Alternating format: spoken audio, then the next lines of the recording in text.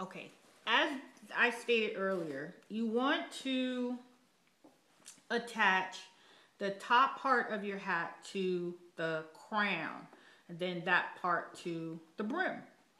So you just find the right side of your fabric, and you need to always, uh, you're gonna attach the two right sides of the fabric together. And I'm gonna make sure I got the top part. Yep. So we're just gonna start. You open up the seam, and we're gonna pin it right here.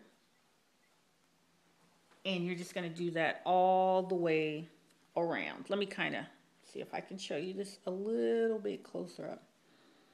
You just want to pin all the way around. So let me do that for you. And once you get this whole section pinned together, then you're gonna pin, you should stitch it, I would say, at that point. And then attach the other piece. But here, let's just get this pinned. And these hats are really fun to make. I like sewing projects that are simple and fast, because I don't know, maybe I have a short attention span, so I would get bored really quickly.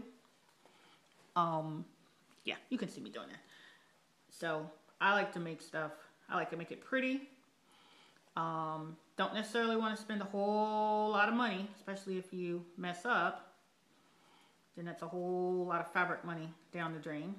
Sometimes it's good to practice on just scraps of fabric, or even old clothing if you're gonna throw, you know, you have some clothing that you're gonna donate to Goodwill. No matter what the fabric looks like, it's a good way to practice. So let me see, just pull this all around.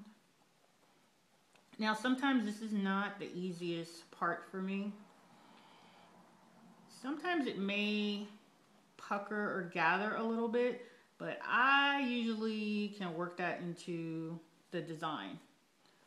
So as you can see, it did pucker and gather, which is probably because I didn't cut it as correctly as I could. So I'm just gonna fold it in here.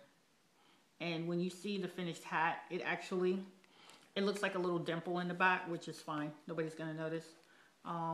Perhaps your sewing skills are better than mine, so you won't even have that happen to you. So then what I'm gonna do, let me see, I'll just scoop this over and show you. Sometimes it's better just to show folks, especially me. So just gonna push this up under here. Make sure you can see, so I have to come in a little closer. And you just wanna make the stitch all the way around.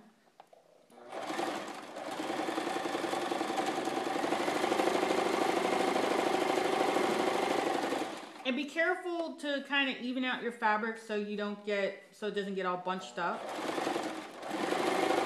Because having to take stitches out is such a pain.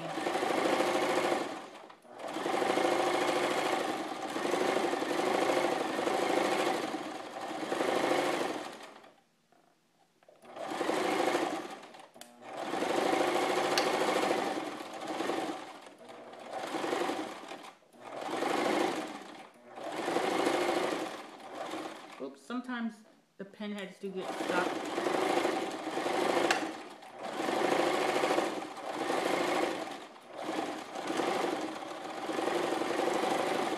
And it's always a good idea with, especially with something like sewing or something that's important to you, you know, just feel free to take your time doing it. You're not, seriously, not in that much of a rush. If you've taken the time this far, then, you know, just slow down. You know, enjoy what you're doing. You know, have the TV on, radio, some your favorite, you know, beverage, whatever. Okay, now see, we did it. We stitched all along the top, and now it kind of looks a little bit. Let me move this that way. Kind of looks a little bit like a cake.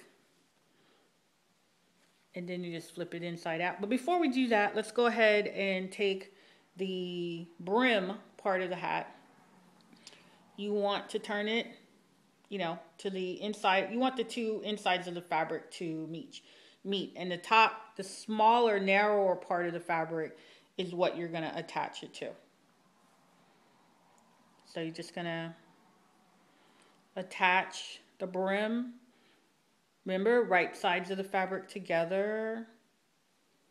Just going to put that like that. And you want to, if you haven't ironed out these seams, then you just want to go ahead and flatten them out and pin them down together. So once again, these are the two, this is the brim, and these are the two right sides of it that you're gonna pin together. So let me go ahead and pin that together. And for some reason, this part always seems to work so much easier. It doesn't ever seem to buckle. And sometimes I just go a little bit in between here. Make sure all your fabric's sitting down inside of there. And we'll just do this like this. And once again, be careful with pins. They are sharp. I like to use the quilting pins because they're longer. And pins are kind of expensive, so I try to make sure I take care of mine. So I don't have to keep going back buying more pins. But once you get a good quantity or a good set of pins, they'll last you a very, very, very long time. Okay, so this is all pinned together. As you can see, we're pinned it all the way around. And now we're going to do a little more sewing. Move this out of the way here. And let's see. Yep, you can see. And here we go.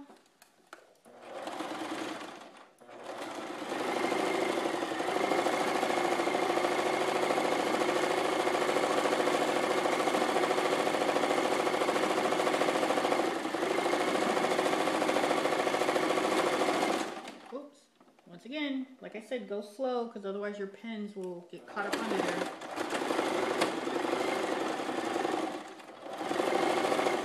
Sometimes if your sewing machine sounds like it's mad, it's just because something got jammed up in there.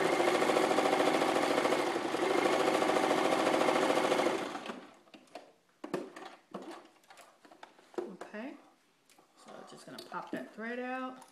And let's take all of these pins out.